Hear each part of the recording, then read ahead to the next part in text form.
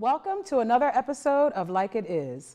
I'm Crystal Lene. And I'm R. Page. Police violence has dominated the headlines, leaving families devastated and faithless over deaths that could have been prevented.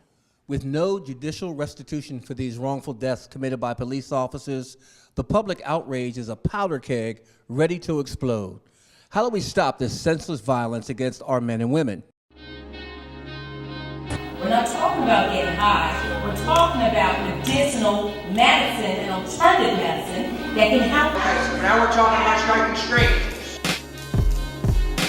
For those who can't read, and on the other side of that, expect to have a $50,000 a year job. I wish she would. With the lawyer here, I wish she would. Put it on record. I know for sure that this guy stole something because it's right here in black and white. I don't feel like going to beg for human dignity to be treated like I just fell off a turnip truck somewhere. Ain't no reason in this world why you should be having any child out here at 11, 12, 1 o'clock in the morning, and they're 15, 12, 13 years old. What happened to society? Welcome back. To offer insight on our questions and comments today are our guests, Pastor Keith Collins, a former police officer, Attorney Michael Cord of WHAT, Attorney Patrick Geckel of Patrick Geckel Law, and psychiatrist Dr. Samuel Weich. Hello, gentlemen, and thank you for joining us today. Thank you. Okay, thank you. So I have a question first. Why are so many of accidental deaths, why are they occurring? Do you want to take that one? Though there's been a lot of notoriety and publicity, obviously, over the last year or so about fatal encounters with the police where citizens have been killed. This is actually something that's been going on for decades. Mm-hmm. It's not something that's new. What is new is the notoriety that it's getting, the publicity it's getting, which is, obviously the publicity is a good thing. And, I guess the main reason for that is the proliferation of cell phones. 20 years ago, these encounters with police, these fatal encounters, were usually witnessed by the police or maybe somebody in the neighborhood. But now, more and more, they're coming out on videotape. Dr. Weich, as far as on a psychiatric standpoint, with the training time that's allotted, do you believe that there should be reevaluation periods after a certain time that an officer has been on duty? As far as the training is concerned, I think that all people come to our jobs with our own preconceived makeups of others, and police officers as well. I think that part of what happens is the police officers aren't trained well enough in appreciating what is that they're up against when they go out every day from a perspective of a cultural differences. And because of that, I think that their own unconscious bias are expressed on the job. I think that they're well trained in terms of how to protect themselves and what to do when they feel as though they're being threatened. But as far as appreciating the fear that others may be experiencing when they come across them, I don't think they get enough training in that area. So both of you brought up interesting points about training. What specifically do you feel is missing in terms of training police officers need to receive in terms of how they interact with the African American community specifically? Can I just quickly jump in? I certainly want to hear this. Absolutely. Responsible. When we talk about training, I think one of the things we have to be clear about is this. The training is perfect. When I say the training is perfect, people always talk about how this system is broken. This system is not broken. This system is working exactly like it was designed to work. These cops kill young black men because they're trained to kill young black men. It's as simple as that. It's no way you can tell me that these cops go into the police academy and there's this whole psychological and systematic setup to put them in a position where they're going to treat black people like human beings. No, and not only that. Action speaks louder than words. It's no way you can have 1 or 2 hours of so-called training at a police academy telling them how to treat black people like humans, but then these rookies see these superior officers constantly get promotions after killing black people. The training is pretty much a follow-up to what happened during slavery, when they had the slave patrols. The responsibilities of slave patrols were for white men to keep the black population down. That's exactly what's going on. It's not just white cops. It's black cops as well. Black cops have this overseer mentality that came out of slavery, where one of the enslaved black persons was given the whip to keep the other people down. Where many black cops today, instead of a whip, they have a gun, and something's got to be done about that. Okay. I'd like to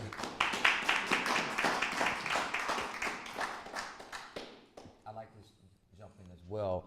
As a former police officer and as a black police officer, most of all, during the 80s, when this was still a very prominent problem with racial profiling, excessive force, we often hear it is a few bad apples. Well, that bad apple is traveling across the country, north, south, east, and west. So I don't think it's a few bad apples. I can say from experience, it's a culture. Certain people are recruited because they look for recruits that conform to a very narrow culture, worldview. So they must recruit different officers with the broader worldview. In addition to being reevaluated. And it was like that even back in the 80s. So it is a culture, ladies and gentlemen. I think everybody's probably familiar with the young man in Baltimore, Freddie Gray, who died in police custody in the back of a van. And the officer that went on trial for that homicide, his defense was the rules were, the protocol was that this young man, Freddie Gray, should have been belted properly in the police van. And of course he wasn't. And they gave him what they call a rough ride in Baltimore. In Philadelphia, we have our own name for it. The police in Philadelphia call it a nickel ride, which is named after what an amusement park ride used to cost in the 30s. But anyway, I digress. The defense that police officer offered in that case is that nobody follows the rules. So how can we hold this police officer criminally accountable for this homicide for doing what every police officer does? And it worked. And I'm going to go back to Michael's point. You talk about the system by design. Now, it's election season. And a lot of folks feel like certain parties take the African-American perspective for granted.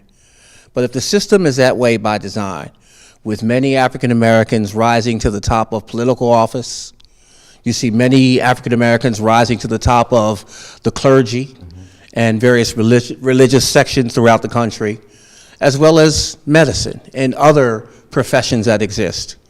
Why is it that those folks who rise to the top to succeed cannot be more influential in changing the system if the system as designed is broken? Well, there's a very good reason for that. Most of them are gatekeepers. Most of them are there. It's like a three-card Molly thing. You see this person is exalted, and their job is to keep the natives from being unrestful. So they exalt them, they promote them, but they're really conforming to this system that is working perfectly, as Michael Cord said. So that's why, even though we've had a plethora of politicians, we have more churches than any other any other community. We have all of these quote-unquote leaders in place, but many of them are working for the oppressor and for the oppressive system. And that goes all the way back again to slavery and the overseer mentality, the house Negro and the field Negro. There are certain rewards, I call them buttermilk biscuits, that you get for maintaining the status quo. And if I can follow up, Pastor Collins is absolutely correct. When black people run for office, when they're running for office, they promise every kind of thing to their constituency. And then they become part of the system. And once they become part of the system, as Pastor Collins points out, they become the gatekeepers. They become sellouts. They actually become traitors. So once again, it all goes back to the constituency, the voters. And when we look at, for example, President Barack Obama, who I supported twice, endorsed twice, voted for him twice, the problem I have with black elected officials, the first thing they say when they get into office, whether it's the president, whether it's the governor, the mayor, they talk about being a president for all the people. Right. I was going to say F that, but I'm not going to say what I was really thinking about. You got to ask yourself, who got you into office? That's right. You got to dance with the person who brought you to the party. That's right. So if black people brought President Obama to the party, then don't talk about this all lives matter stuff. It's all about Black Lives Matter. And I know I said one final thing 6 times ago, but one more final thing. The term Black Lives Matter is so directly on point, and the best analogy is this. You see all these houses on this block, and there's one house that for some reason keeps getting burnt. Somebody keeps throwing firebombs, and that house is always on fire. Well, you can't say that all houses matter, because they don't. That house on fire matters. That's right. So black people are on fire from this white system, through its soldiers, through its enforcers, through its mercenaries that we call police officers. Okay, I have a question from one of our audience members. Can you stand up with me and tell folks your name? My name is Matthew. A lot of African Americans use mentality as an excuse. It says thinking out of the box. Once we start to get past that, we're no longer in the fields anymore. Okay, the cotton field may be a law office or a factory house or whatever. We have options, we have choices. And that's what the African American community, we always complain about the police do this, the police do that, but I'm pretty sure you heard of consent decree, which is the local police department follow federal guidelines. So the police is pretty much like the overseer. But he's not getting his orders. Except this real quick example, a mob boss send his heavyweights to go collect his money. They don't say to the heavyweight, oh, I'll pay you the $1,000 next week. They say, tell the boss I'll pay him his $1,000 next week. Meaning that our energy, and I understand the show is about police brutality, but a lot of times African Americans get stuck on, oh, woe is me. When all the opportunities out there for us to start to say, you know what, stop twerking, stop shooting fight videos, stop rapping and about this and that, and start to change your image. And once you start to change your image, then the violence and the way people view you and look at you and treat you will start to change. Well, let me go to Crystal. I know you have a point you want to make. Yes, I do have a question. I'm going to go in a different direction. I did some research, and statistically it's showing that whites are brutalized 3 times more than our African American citizens. But the problem that I'm having with that is, why is it so much public outrage when someone black is brutalized as opposed to someone of a Caucasian background? Even though the numbers are doubled for white folks being brutalized than blacks, why is it so much an issue? Well, if I could speak, and then the other, my other panelists, I think number one, they are the majority or dominant culture. So, but just by numbers, there will be a larger number. But I think if you dissect that, the violence and the death, there may be acts of police protecting themselves, et cetera. But the death and the death of unarmed individuals, I think, would show that there is a preponderance that is among Africans or people of African descent. And then I would say also that there is now collateral damage because we live in this police state. And because, for instance, in this case right here in Pennsylvania where a female cop, a middle-aged guy, didn't have his license, suspended license, she stopped him, he got nervous, he ran, he fell on the ground, he's in the snow. She shot him in the back, killed him, jury said no problem, okay? So now there's collateral damage because this thing is out of control now and it is spilling over into the white community. And then the last thing I'll say is that the other thing that has to happen is most police officers today really aren't mentally or physically prepared for an encounter. Now, when I was a cop, I ran 8-12 miles a day, I worked out, I was in physical shape, my mind, I took additional training on my own to understand different threat levels and how to process that. If you look at the average police officer today, they're not mentally or physically prepared. And if you're a police officer, someone is eventually going to run, somebody's going to push you, somebody's going to try to slug you. That's part of being a cop. Everybody's not going to do what you say when you say put your hands behind your back. It don't go down like that. So you have to train and be prepared. And if you're not prepared, then the next thing they say is, I feared for my life, and they shoot. Okay? So it has to be an enhanced level of awareness and training and physicality in order to bring some of these numbers down. And it comes down to proportionality. Certainly there are more white people brutalized by cops, just like there are more tall people in the NBA who suffer injuries than short people in the NBA who suffer injuries. I mean, if 10 tall guys in the NBA get a broken arm, then you say, wow, there were 10 guys, 7 feet guys who in the NBA who got a broken arm, but only 2 who were under 6 feet. With only 2 guys in the NBA under 6 feet. So when it comes down to it, There are more whites brutalized than blacks by the police, but in terms of proportionality, there's about 8 to 9 times more white people in America than there are black. And one final point I make, black men make up only about 5 to 6% of the American population. Only about 5% of the American population, black men. But 30% of the unarmed Americans killed by cops were black men. So it's not about the entire number, it's the proportionality, and I think that's key. And I think also, you have to, in Philadelphia, the statistics are much different. I mean, I think that for the last year, which I think is 2014, that we have the statistics on officer-involved shootings, 80% involved black individuals and 10% Latinos. So 90% were basically people of color who were involved in Philadelphia. Now, nationally, I don't know. I can't speak for national statistics, but in Philadelphia, you are far, far more likely to be the subject of an officer-involved shooting if you're a person of color, period. Can I just we're going to take a quick break. Just hold your thought. Come right back. We'll be right back with more on this topic. This is Like It Is.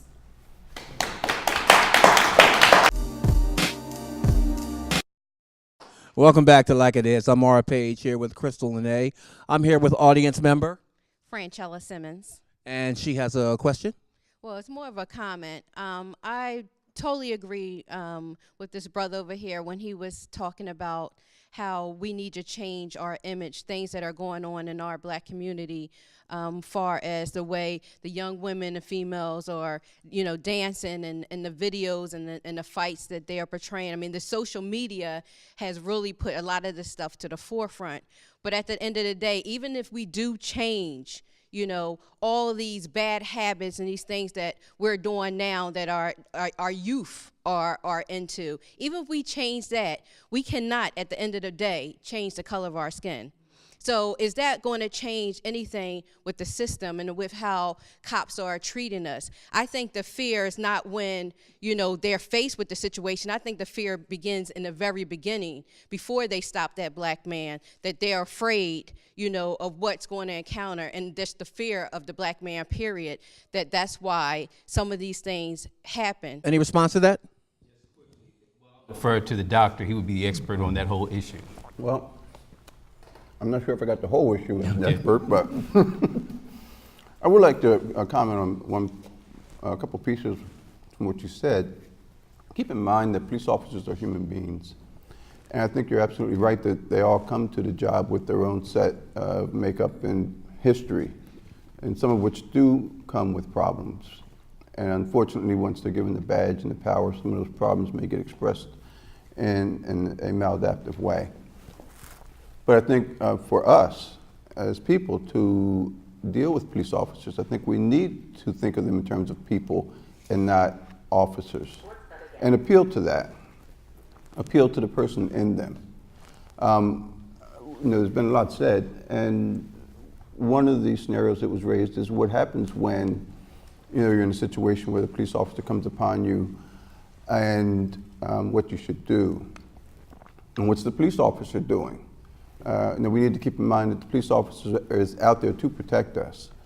And they get up every morning, leave the house, and they're very fearful. Will they return? We as a community, and particularly the African American community now, are faced with the situation from what we see on TV of the multiple number of young African American males who are being shot by police officers. And as Crystal pointed out, there's 3 times as many whites being shot.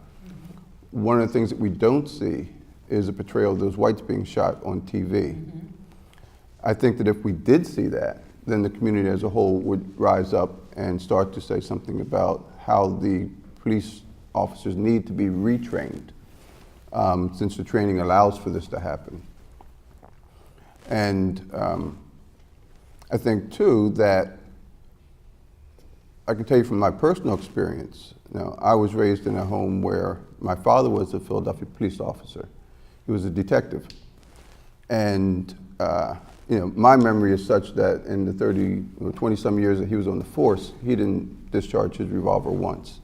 And I personally witnessed him walking in and stopping a gang war with his 8-inch Billy Jack. So it's not necessary to shoot and kill from my perspective, as it is to stop someone from what they're doing as an officer.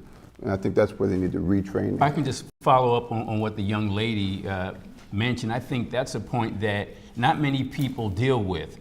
That many of these cops, they seem to have this Napoleonic complex, this chip on their shoulder. And it all goes back to, everything goes back to what we were as children. And I'm no psychologist, I'm no therapist, but it shows me that they're overcompensating for something. And what's that? The fact that you were picked on as a kid, you were bullied as a kid, and now it's payback. And the other thing I wanted to say in connection, even apart from the whole bullying thing, I think that's really important. Look at where they came from. Is I often hear people say that if black people spoke different, if they dressed better, if they act better, it'd be a different thing. Well, Rosa Parks wasn't twerking, Dr. King wasn't thugging, but you see what happened to both of them. So we have to make sure we stay away from the whole notion of blaming the victim and remaining focused on the victimizer.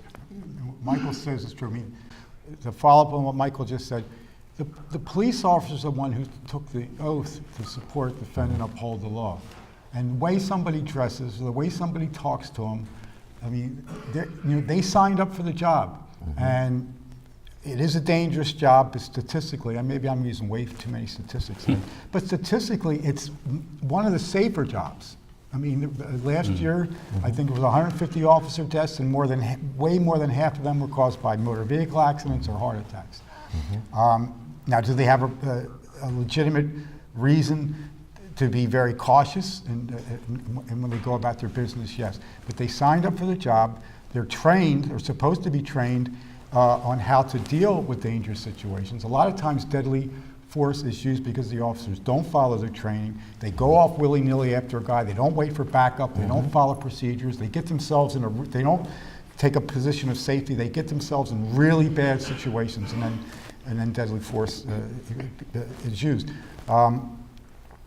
It doesn't, you have a right to say fuck you to the police. The Constitution gives you that right. And you have the right to dress any way you want. You have the right to give them the finger. You got the right to do lots of nasty things. And they're the ones who are supposed to be trained to say, all right, I'm the adult. I'm the adult in the room. And that does not give me the reason to take out, they used to call them billy clubs. Now they call them, they got the asps. They're a little scarier. Police have to learn, or rather, they have to be disciplined when they don't do their job. I'm so glad somebody dropped the F-bomb before me. It's on now. It's on. It's on. Okay. I was trying to hold my composure. I'm like, oh. It's on. All right, so I have another wonderful audience member, the beautiful Darlin Gray. Welcome to the show. Thank you. You have commentary or question for the panel? Yes, I did.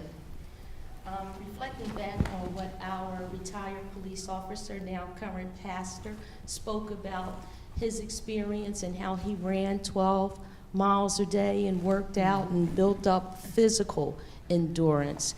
And I want to speak to Dr. White now and ask about the emotional endurance. I think police officers need to know how the brain works. What impact when you have the emotion of fear and anger going through you? What happens to your brain? And what type of professional development could the academy begin to put in place so that police officers understand what actually goes on in your brain and what strategies that they can use so that they won't get emotionally charged up and then react on emotion, and hence brutality, and hence murder? Police officers have a very important job and position in our communities. And you're absolutely right. The first thing that one needs to do is they need to check themselves. How am I doing right now? Am I equipped to address this situation? And how calm can I be? How many previous experiences have I had in this situation that I know now how to respond to it? And unfortunately, probably more often than not, it's a first time. And as the other panelists pointed out, sometimes they may be the only one on the scene and fearing for their own life. So I think that they need to be better trained in terms of how to approach situations that are dangerous, potentially dangerous, psychologically in terms of being able to calm themselves down. One of the things that occurs is more of a phobia, both with the victim and with the accuser, where one has an irrational and intense fear of a person, an object, or a situation. And it's a situation when there really is no imminent danger. In their case, there is a potential for a danger. And I think that they're taught to react and respond quickly rather than thoughtfully. And I think that's one of the reasons why we have so many killings by police officers, because they respond to what they're feeling inside in terms of their own threat, rather than the situation and what's going on and what else could they do to preserve life rather than to just protect themselves. And even when you respond to a threat, because within 6 months of my being on the force, I was involved in the shooting, but it was a necessary shooting. But yet, what we're seeing today is these horrific numbers of shots being fired. Even when you use, like today, there's a taser. We didn't have tasers back in the 80s, but when you use a taser, or when you use an ASP, or when you use a PR-24, which we had in the 80s, or when you fire your weapon, you only use those different levels to stop the threat. And I think we can doctor. I'm not a doctor, but I know that when you see 50 shots fired, 30 shots fired, 10 shots fired, that means that's the adrenaline is such a level. You are not rational. When I neutralized the threat of the individual that I shot, I stopped firing. He lived, okay? So when you see these officers shoot, that means they are no longer operating in a rational manner, and therefore they're just emptying their weapon. The threat was neutralized maybe with the first shot, but they're continuing to fire. We wouldn't even do that in the military. And I was an infantry officer in the military. You only use that level of force to neutralize the threat that is in front of you. I'm going to go back to the point that Patrick made. You know, I remember years ago, I was a VP working for a corporation and had a young lady who worked for me who just didn't like me because of the color of my skin. We would often get into heated debates, and one day I lost it. I F-bombed her out of my office. Okay? Who do you think got the call? Well, who do you think got the call from HR? Now, when I got to HR, what they said to me was, we understand your frustration, we understand your anger, however, you're a vice president. Okay? You have responsibility to control the situation versus allow the situation to escalate. So as we talk about police officers, your point is they're in the position to control the situation, but where does racism have an impact from a psychological perspective, from a training perspective? You know, nobody wants to talk about this thing called racism. Where does racism have an impact on our inability to control the situation? I think racism is front and center, the foremost. I mean, if you want to digress a little bit from brutality to stop and frisk, that's right. Michael might know the statistic, but I think it's like 80% of the stop and frisks in Philadelphia are people of color, and whereas the population is what, 50 something percent. Right.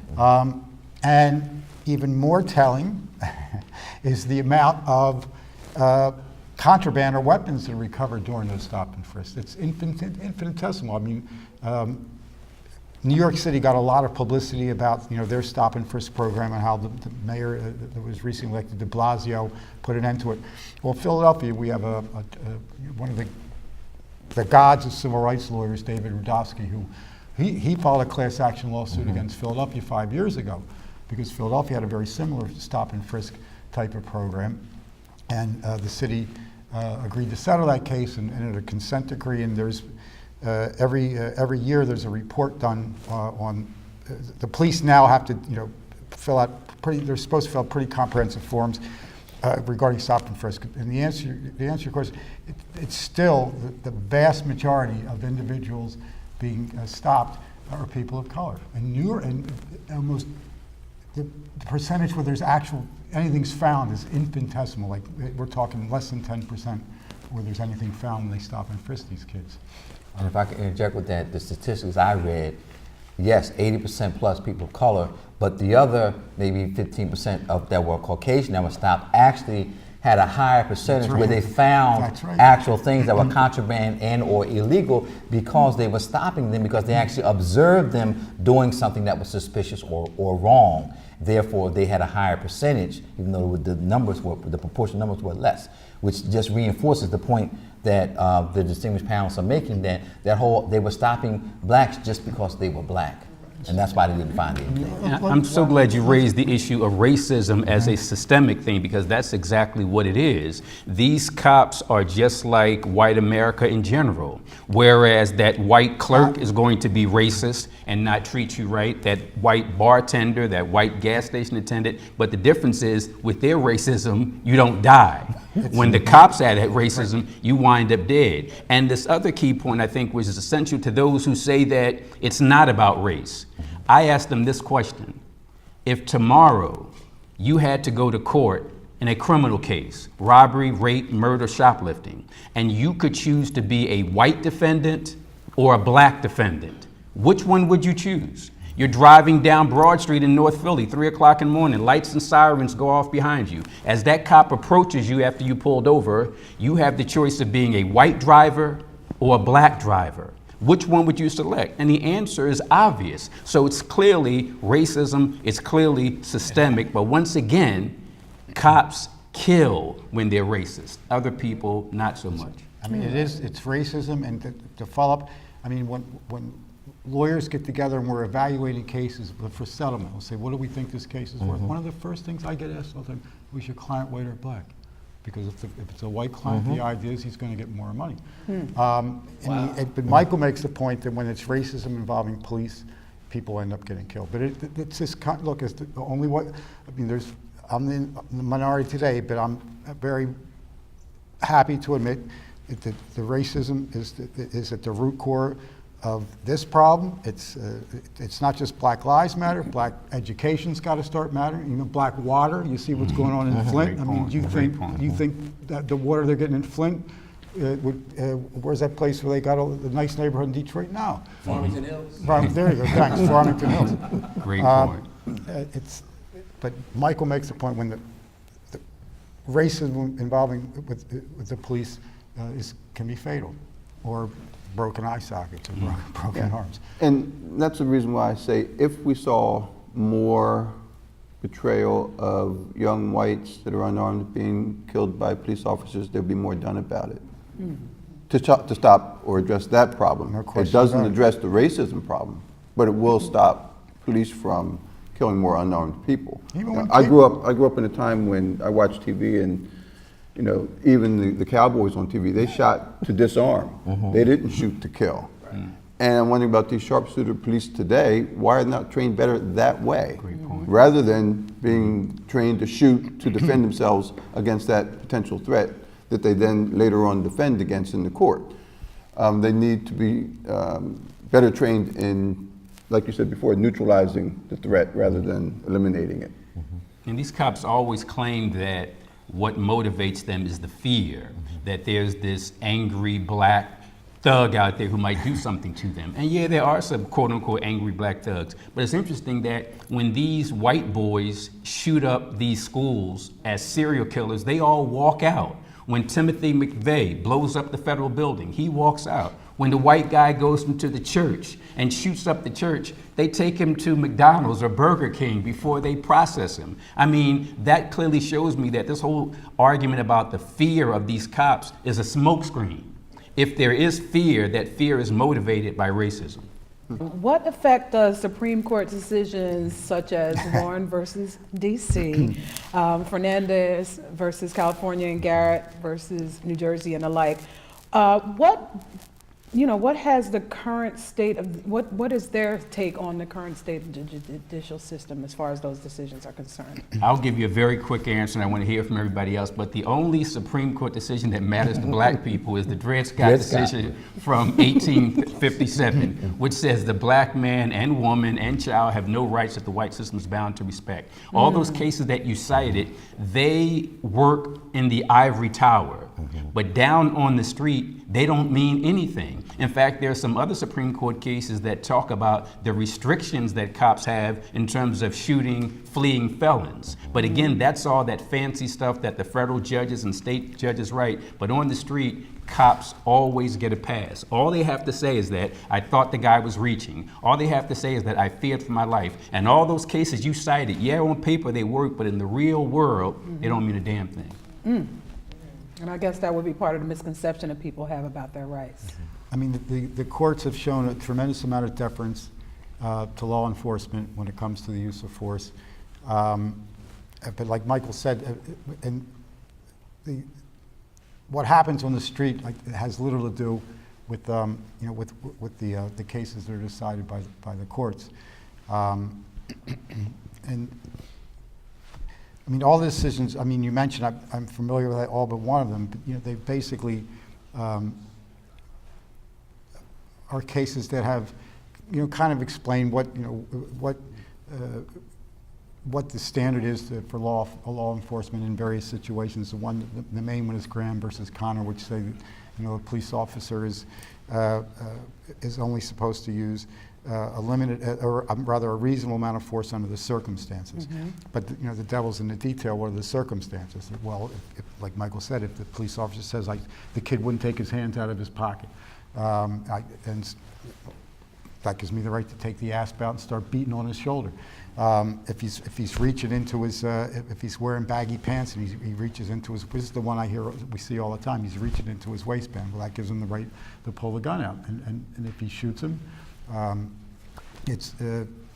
we might have a case when we try that case in federal court or state court, but there is no chance whatsoever the cop is going to be held criminally responsible, and it's going to be a very, very difficult case to win civilly. Even assuming that obviously there's no weapon found. I mean, if there's a weapon found on the individual that's killed, then there's never going to be a case that you can win. So on that point, we're going to get into the militarization of the police force, how we see more hardware on the streets today. Sometimes you get into some cities like Detroit, et cetera, it looks like you're over in Iraq versus the United States city. So we're going to get into that. We're going to get into Patrick's point when we come back on Like It Is. We'll be right back. And we're back. We have a question in the audience. Give us your name. Same. Okay. Just want to thank you all for coming out today and speaking. This has been very interesting. It's been very interesting. When we're talking about here, about militarizing police and giving them AK-47s and things of that nature, like it seems like, and this is a question that could go to any of you, is there an adjustment time for how people are able to comprehend that now this person has an automatic weapon who's standing in front of you as opposed to a handgun, or a billy club? So in summary, and correct me if I'm wrong, okay? But with everything that's happening in terms of the police response, which is now put on social media, okay, in terms of processing that information and then coming to a point where you're making a decision on who's right, who's wrong, what the issue is, what the incident is, what started the incident, what is the timeline from a processing perspective in terms of being able to discern all that activity, especially when you're being fed through this monster called social media? Well, in many cases, the response is instantaneous, and it should be. And I don't mean to say that once you see, for example, a video on Facebook that you can determine that the cop is guilty beyond a reasonable doubt. But what you do know is that that black guy who was running away had nothing in his hand and was shot in his back. That's all I need to know right now. So when people say, well, all the facts are not in, God damn it, all the facts are in. That guy was running away when he was shot in the back. Now, somebody might say, well, he wrestled for the cop's gun a minute before that. Well, maybe he did, but he was running away. When we look at these videos, the police and politicians would have us believe that you believe what they say, or do we believe our lying eyes? And what I mean by that is we saw Rodney King get the slop beaten out of him. And each time they were kicking him and punching him, he's falling back, and they say he's trying to stand up so he can punch them. One cop just recently was caught on video kicking a motorcyclist off his bike. And the cop's defense is that it was, quote unquote, muscle memory. that from the other physical confrontations he had been involved in, he had all that in his head. So once he confronted this innocent guy on the bike, all of a sudden muscle memory kicked in. So to answer his question directly, we should respond, and we do respond instantaneously in terms of knowing that cop did something wrong. As a lawyer, I have to concede that that cop has the right to due process. But right then and there, we saw you shoot that black guy running away. That's all we need to know right now. And one recent incident, I think you bring up a great point. One recent incident in north of South Carolina, where the gentleman who was stopped, had child support issues, was running away, was shot in the back, and then you saw the cop placing something next to him once he dropped him, right? So I think to your point about social media, the one thing social media has done is created this focus on police behavior. It's not leveled the playing field at this point where we stand today, but I do believe that process has begun. We have another question. Come on up, gentlemen, and tell folks your name and state your question or your comment. My name is Thomas. When you have somebody not from an inner city community, let alone from a different ethnic background, is there any training, and this will probably be for you, for the former police officer, is there any training for a white guy, a Spanish guy, anybody, even a black guy from the suburbs who has no experience in the inner city, just policing? Was there any training, for him to just get a feel of the neighborhood that he's working so he can understand certain things that he might see that's not exactly putting him in jeopardy, but that he might be fearful of? That's a great community policing question. Gentlemen? To the first point, and I think the second point is for Pastor Collins. I don't think the media over-sensationalizes it. In fact, quite the contrary. I think they downplay it, because I know a couple folks just mentioned the point that there are more white people brutalized by cops than black. Well, that's true. There's more Chinese people brutalized by Chinese cops in China than there are black people in China. Why? Because there's more Chinese people in China. So we got to look at black people constitute only 13% of the US population. That's what we got to keep in mind. So just because from a quantitative standpoint, numerically speaking, there's more white people brutalized, we have to look at there's many more white people to be brutalized. Fewer black people, but from a proportionality standpoint, like I said before, black men make up about 6% of the US population, but 30% of the people unarmed killed by cops are black men. So that's the point I wanted to make, that we can't look at the total number, we have to look at proportionality. I wanted to talk about the Law Enforcement Officers' Bill of Rights. Okay, why does that particular Bill of Rights supersede, as far as police officers are concerned, why does that Bill of Rights supersede my Bill of Rights as a civilian? When you talk about this Bill of Rights, there's actually two. One, unofficial and informal, and the other, which is formal officials. The informal one is the one that pretty much says that cops can get away with stuff that you and I can't get away with. I mean, like Patrick was talking about, if we're on videotape punching a Latino woman in the face, we're going to be convicted of aggravated assault. But a cop can say he was reaching for her water or his hand accidentally touched. In other words, she hit him in his fist with her face, is pretty much what his defense was. And he was found not guilty. So that's one thing, the informal Bill of Rights. But the formal one is one that's really frightening. And I'll spend 30 seconds talking about it. People need to know about this. It's actually called the Pennsylvania Arbitration Law. And the Pennsylvania Arbitration Law, as Patrick pointed out, there was an agreement between the FOP, the statewide Fraternal Order of Police, and the state legislature, such that they have a certain binding agreement. So that if certain things happen, that binding agreement says that if Internal Affairs investigates cop misconduct and finds the cop liable, if the any type of law enforcement entity or judicial entity finds the cop liable, the cop can't automatically lose his job.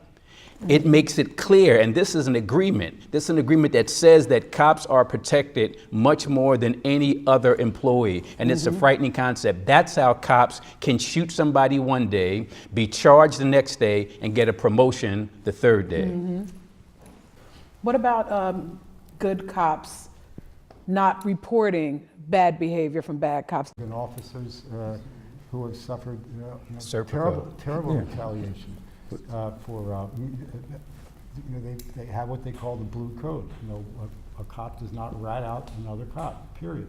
And if they do, their life can be put at risk. Certainly, they're not going to be enjoying their job for very long. And even to speak more to that, that's from like Serpico and those things from the 70s, 60s, 80s. But even today, even more currently, you have to understand that when Eric Garner was choked to death, there was a black officer right there. In fact, she was a supervisor. We don't talk a lot about that in the media, so it's not just having more black officers, but because of that code, even if you're black and you see another black person being victimized, you're going to honor that code. There was a black woman sergeant in Buffalo, New York, that observed her white colleague choking a man who was handcuffed, and she pulled him off of him. She lost her pension. I mean, they made her life miserable. She's still fighting that case. So it is a honor code, and if you don't honor that code, there are major consequences that come along with that. So it's more than just having more black officers. That is not the solution to the problem. Okay, so I'm here with another audience member. Please state your name. Imrana. Imrana has a question or a comment for the panel. I have a question for the gentleman right there, the former police officer. In light of the fact that we've become a very vicious society, and that we're losing some of our best on all different levels on a daily basis, federal, state, and local. You mentioned that the people who are trying to be the good guys can be trained in a more appropriate way. Realistically speaking, how could you train the young men today to deal with this vicious mentality that we have, that has a complete disregard and disrespect for human life and what we hold important in this society? I mean, what would be the first things you would do? Not just if it's not just bringing in a black president or a black commissioner. That's a great question. It begins with the profile, and the doctor can show back me. When I became an officer with the Port Authority Trans Police, I took a very long, like 4-hour psychological profile test. And in that test, there's all kind of questions and double-blind questions to make sure if you're trying to compensate, if you're trying to fool the exam.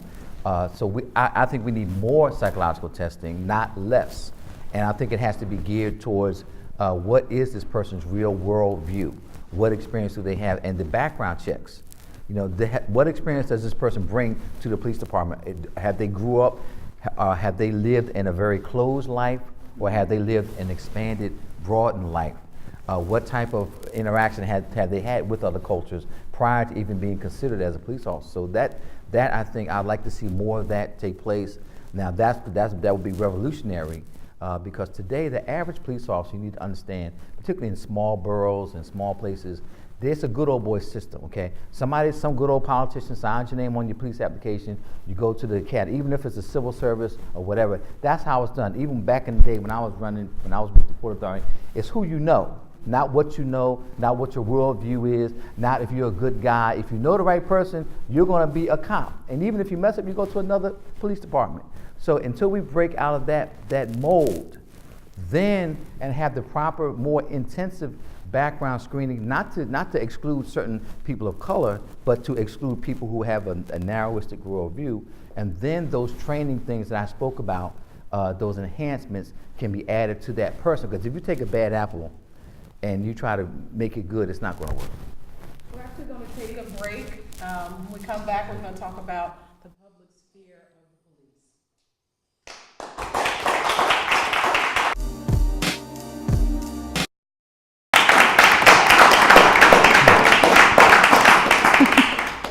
When we left off, I was discussing a question about the public sphere of police. Now, it's basically called astynomophobia, but commonly known as policeophobia.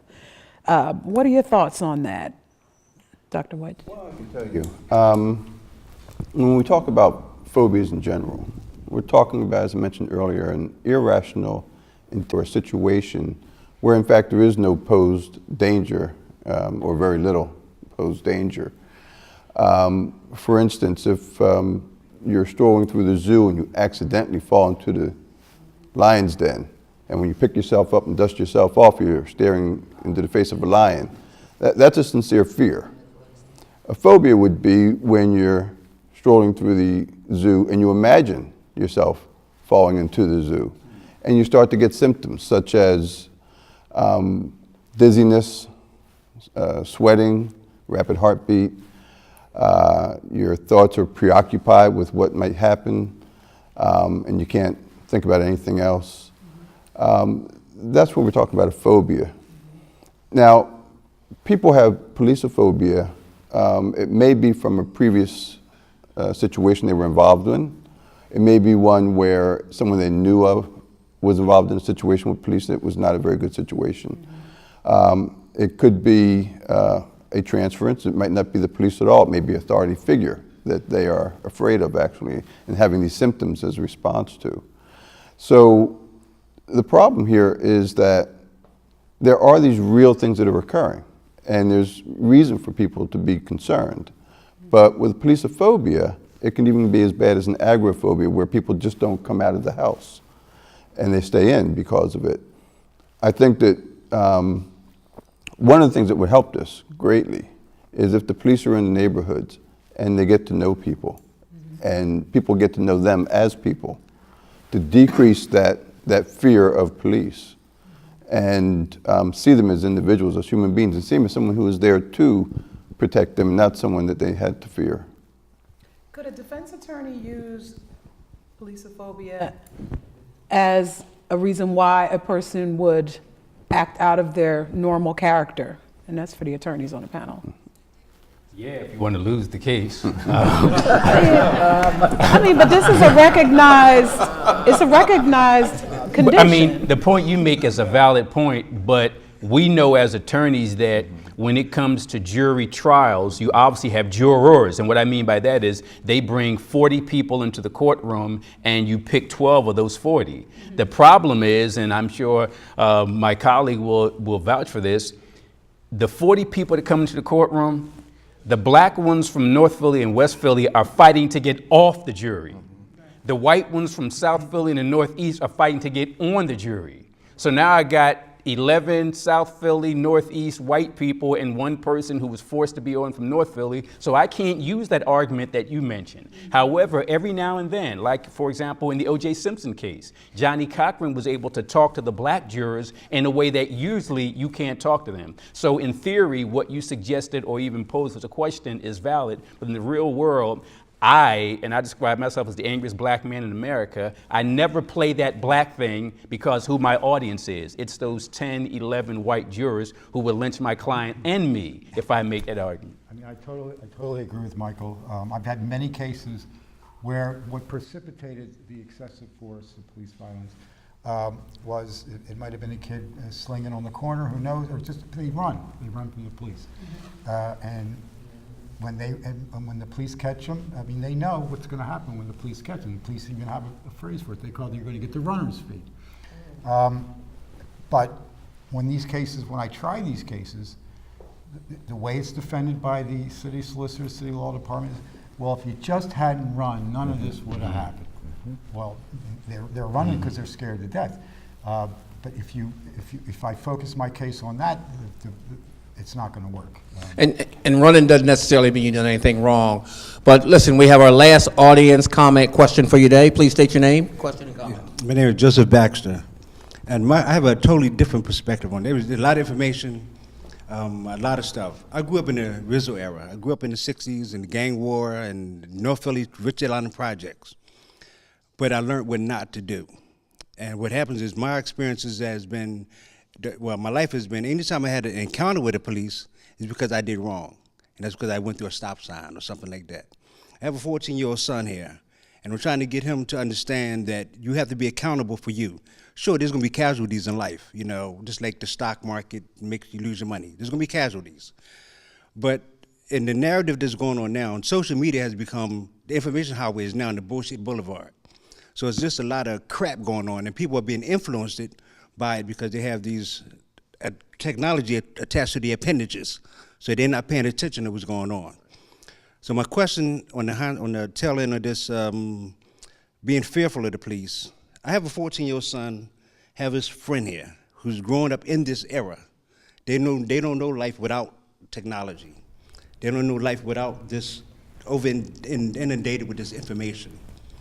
What do you tell them about going forward, about their fear, respecting the authoritative figure, and what the police represent? Let me pick up on... And before you guys answer that question, if I can, we got young people here in the audience. Just real quick, what are your views based on what you see in the media today?